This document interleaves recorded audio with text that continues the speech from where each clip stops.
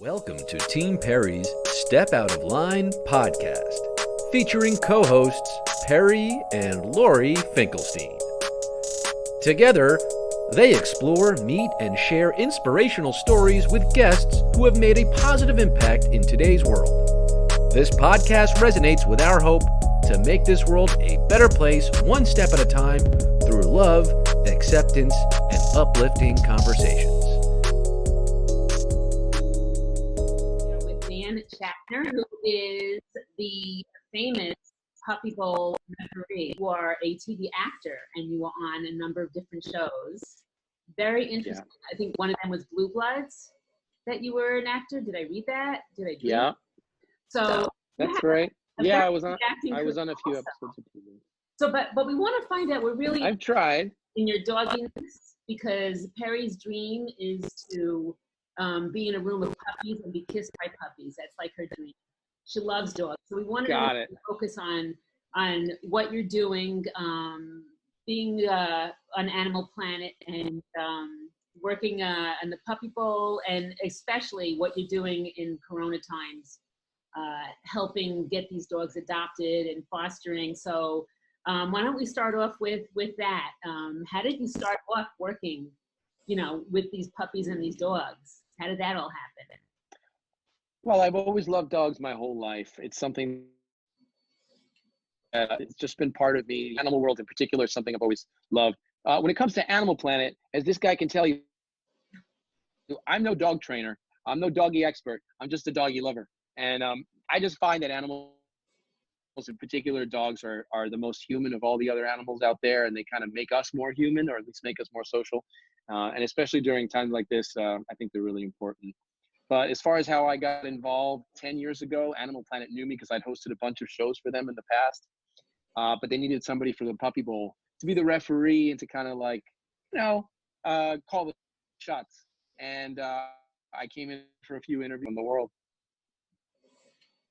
So we know it's hard work. It looks like a lot of fun. I know we as the viewer, we laugh when we watch it because they're so cute and it's so funny. But I know it's really hard work. And I read somewhere also that I think you start like in June or July working on it, on what's going to air in January. That's correct. We do. We start looking early. The puppies actually have to be born in July or August in order to be old enough to play in the Puppy Bowl, because the Puppy Bowl, of course, happens later. We shoot it in the fall, October or November usually, and then it airs in February. So to be born, that's why we start working in the summer, because we have to start looking at the dogs for the next Puppy Bowl. Right.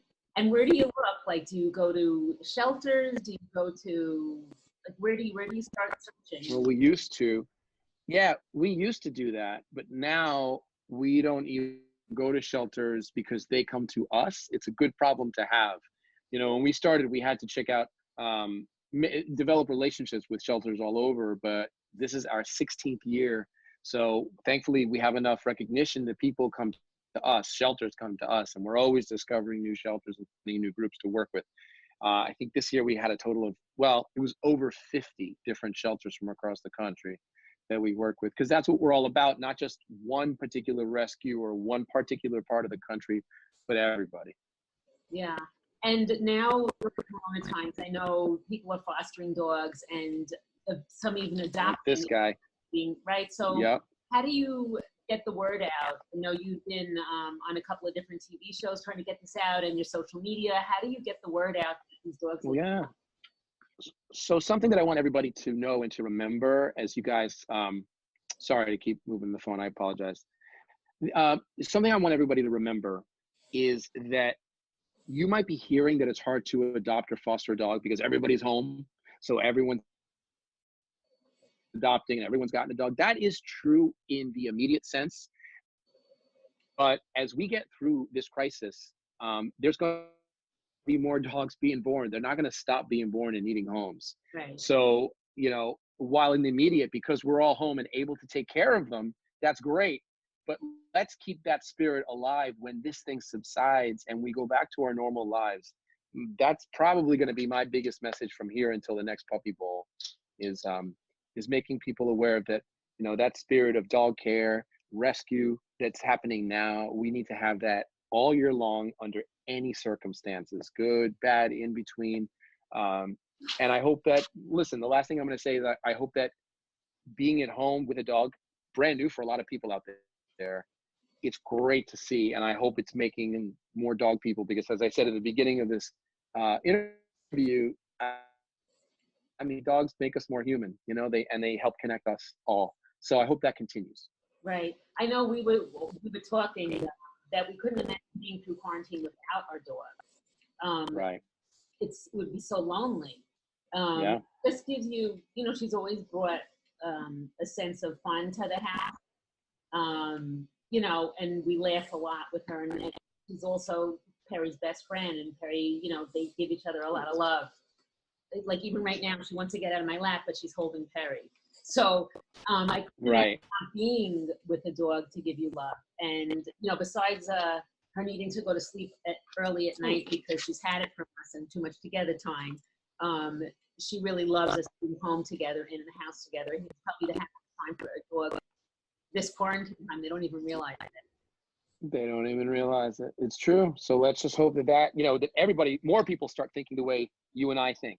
And that's kind of my goal out there, is just to get that message out there. So far, so good. And you mentioned that you have kids. Are your kids also loving animals and dogs and can see like a future, a career in doing something? Yeah. Well? Oh, for sure. I don't know about a career. That's a good question. I think we'd have to ask them. They're still pretty young, you know, but I feel like they're at least learning that dogs are part of the family, or should be. And dogs, as you tell you, you know, can teach kids a lot of responsibility to, an awareness, and just a general, you know, the way dogs become an extension of us and our family. It works that way for kids too. So it's real nice to see. Yeah. All right. Well, thank you so much for talking with us. We really appreciate it. We're big fans of yours here at Team Perry. Thank you. I know that you started following us in Perry's marathon training for Team Lifeline, which is a very important thing for us. Yes. We appreciate your friendship, and we hope we get to see you again in the future. And we look forward to following you and your Same here. fostering your dogs and getting the word out there. It's very important. So thank you so much. So good to see you, Dan. Thanks. Thank you. Thanks, Perry, thanks for having me. It was an honor. Thank you very much. Bye. Take care, guys. Bye.